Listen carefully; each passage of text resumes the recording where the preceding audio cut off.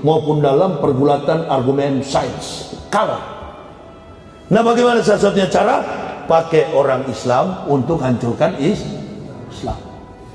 Ini yang menghambat orang masuk Islam. Ini yang menghambat. Saya ini ceramahnya kalau di YouTube paling keras kata orang, tapi kata saya enggak lah. Kata orang ceramah saya keras kalau di YouTube. Tapi saya alhamdulillah sudah ribuan mengislamkan orang. Bahkan kami sekarang ini dalam program membangun masjid di Kabupaten Karo. Ada 65 kepala keluarga yang masuk Islam. Sudah berdirikan pondasinya dengan Masjid Al-Hidayah Medan Tengah, Kota Medan. Itu tidak ada masjid biar satu, orang-orang kafir semua yang di bawah pegunungan itu diislamkan Desa Sukamaju. Lapor kepada MUI di sana, kurang respon. Karena kecuali cari suara baru direspon itu. Karena ada budgetnya kan, dihitung-hitung. Begitu kita sekarang. Kalau ada, ya kan? Kalau ada sesuatu baru dia datang. Saya datang ke Surabaya ini, tidak ada saya kenal pengurus masjid di sini, enggak. Saya datang ke sini karena umat Nabi Sallallahu Alaihi Wasallam. Ini akibat apa? Islam ini rusak. Akibat hubud dunia, rosukuli hotiat. Hubud dunia, orang Islam dipancing oleh kafir. Ini pancing dia dengan dolar, pancing dia dengan duit. Itu yang membuat orang ragu masuk Islam. Karena banyak yang bersahabat, sehingga menyamakan antara Islam dengan agama lain. Nggak boleh bilang kafir dalam masjid. Loh, itu sama saja menghambat orang kafir masuk Islam. Berarti orang yang berkata begitu tidak suka orang kafir masuk Islam, dapat hidayah. Saya di Kristen di Papua sana, 16 tahun saya pendeta di sana, saya nggak pernah kasih salam ke orang Islam. Memang saya keras.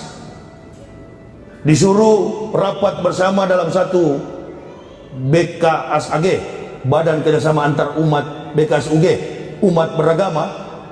Duduk di tengah situ hanya saya yang nggak mau pakai kopiah, pakai peci.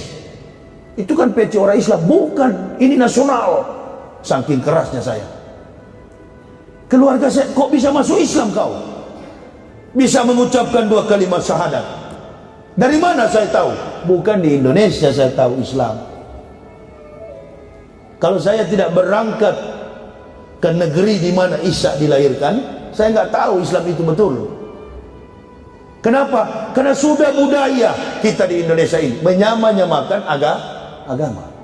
Di belakang baru kita ngomong Islam itu domba sesat. Di belakang juga orang Islam ngomong Kristen itu kafir.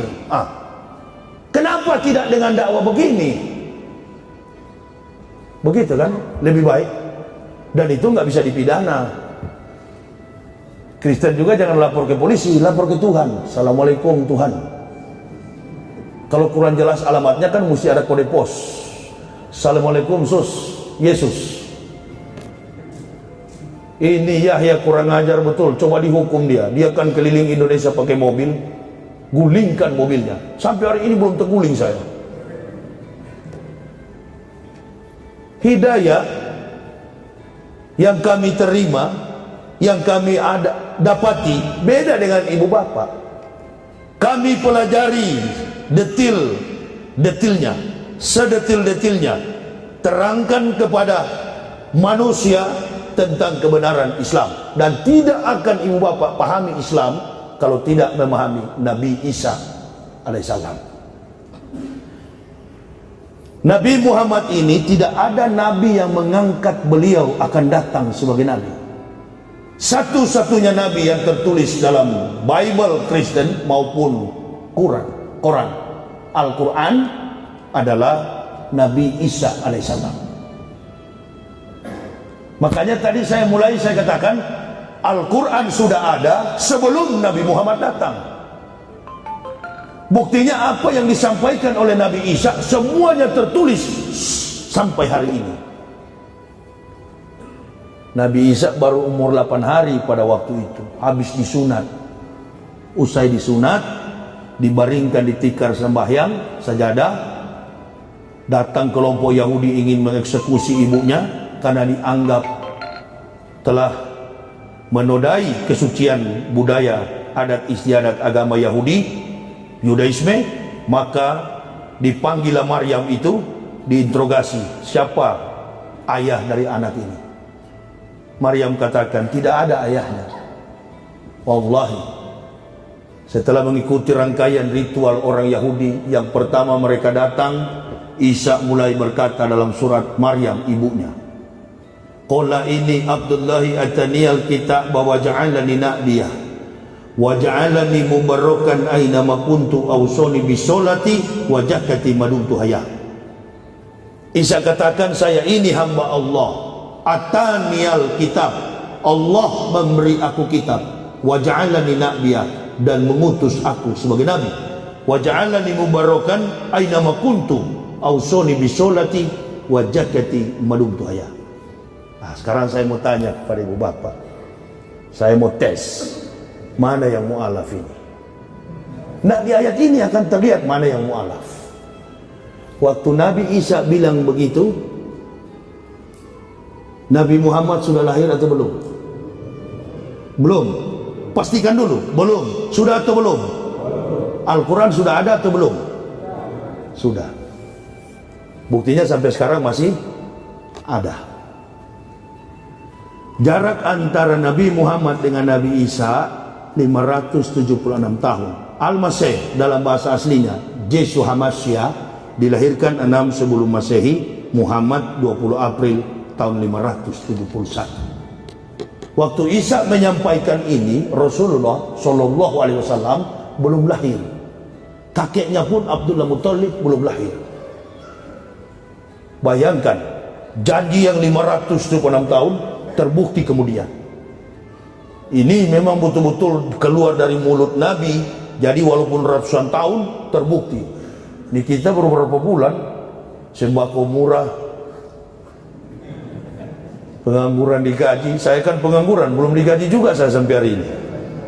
Itu janji Pak Jokowi, beda dengan janji Nabi.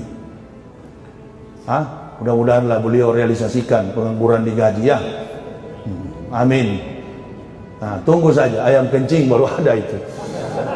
Iyalah, sudah terbukti kok di mana-mana. Tapi baguslah ada tol, saya jadi mudah ke sini. Itu aja keunggulan Pak Jokowi. Harus dipuji juga, itu kan baik. Jangan juga pura-pura nggak tahu. Bagus, yang bagus kita puji. Yang adu domba itu janganlah dipuji. Ya. Belum datang Nabi Muhammad, Isa sudah mengatakan. Ada ayat di situ menerangkan, Ausoni bisolati wajakati madumtu hayya. Allah memerintahkan aku mendirikan solat, membayar zakat, madumtu hayya, sepanjang umur hidupku. Nah, solat sudah ada atau belum? Sudah.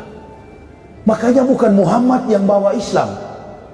Rasulullah Shallallahu Alaihi Wasallam tidak membawa Islam. Al-Quran begitu jelas. Pada hari ini, wahai Muhammad, kami sempurnakan Islam menjadi agamamu. Jadi Rasulullah itu bukan membawa Islam. Islam ritual, syar'i, hukumnya sudah ada, tapi belum sempurna. Datang Nabi Muhammad, disempurnakan. Termasuk sholat, dilaksanakan oleh Isa dan ibunya 2 waktu. Di zaman Nabi Muhammad 5 waktu. Disempurnakan. Nah sekarang pertanyaannya, kalau Isa sholat dan membayar zakat, dia mukmin atau kafir? Dia Kristen atau Islam? Lalu kenapa ibu bapak selama ini beratus-ratus tahun, Zakir Naik pun yang kaliber begitu masih menganggap Isa itu Yesus?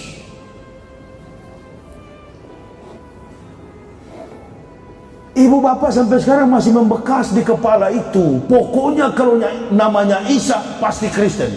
Betul kan? Akui saja, nggak usah malu-malu, supaya terlihat mana yang mu'alaf, yang betul-betul mu'alaf malam ini. masih membekas di kepala. Makanya biar sudah ulama, kadangkala pandang enteng dengan iman Islam. Bicara tentang iman Islam, nggak usah jauh-jauh, di tembok di bangunan masjid ini saja, Baitul Haq, temboknya ini kuat, kokoh, tiangnya apalagi kokoh kelihatan. Kalau kita robohkan masjid ini, mana lebih lama? Kita robohkan dinding dan temboknya, atau kita gali tiang rajanya, pondasinya? Mana lebih cepat? Pukul dindingnya, tiangnya, ataupun pondasinya kita gali?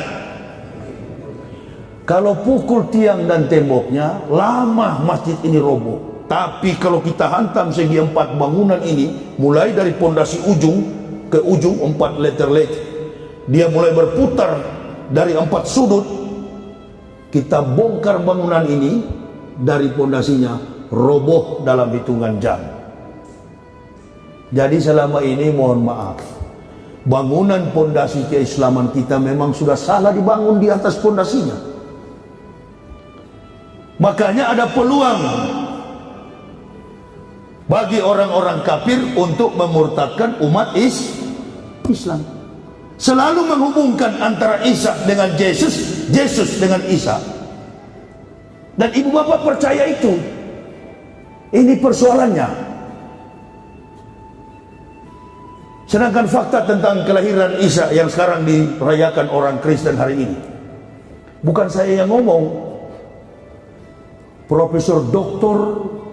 Abineno,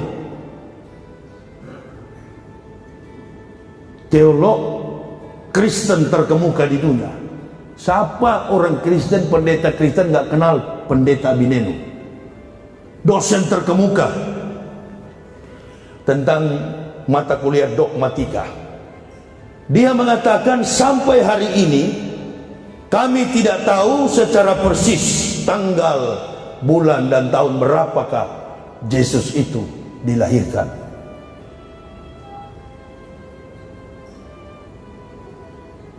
Tahun 2016 pernah ada ulama fatwa MUI menurunkan fatwa mengucap selamat Natal haram.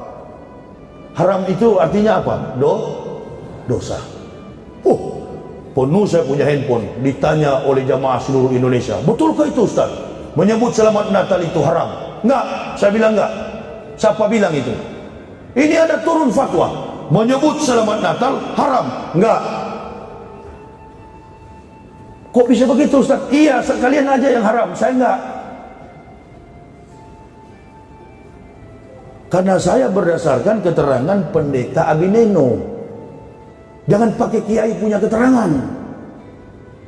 Menyerang lawan, kalahkan lawan dengan argumen lawan. Ibu bapak bilang, ini Al-Quran bilang Qul huwallahu ahad, Allahu somad, lam yalid wa lam yulad wa lam yakul lahu kufuwan ahad. Bilang sama orang Kristen, Tuhan tidak beranak. Orang Kristen akan bantah, ya memang tidak. Yang tergantung di kayu salib itu bukanlah Tuhan manusia. Yang kami imani sebagai orang Kristen, keilahian Yesus yang bersembunyi di balik manusia tersalib. Mau jawab apa ente? Oh, ini kamuflase kafir ini di kepala saya luar biasa, tahu semua. Oleh karena itu Bapak Ibu harus menguasai sejarah. No history, no truth. Tanpa sejarah tidak ada kebenaran. Lupakah kita dulu tahun 2009 ada orang Surabaya yang mengaku pahlawan Supriyadi. Orangnya kurus, berkacamata. Geger Indonesia dihadirkan di depan publik. Ada yang percaya, setengah percaya, dan tidak percaya. Dia mengatakan bahwa dia adalah pahlawan Supriyadi. Lalu dipanggil, diinterogasi. Betul Anda seorang pahlawan Supriyadi? Diperiksa secara forensik. Tulang, urat, dagingnya ketahuan dia bukan Supriyadi. Karena sejarah selalu meninggalkan jejak usia. Di sini Bapak Ibu harus tahu, Isa yang ada di zaman para nabi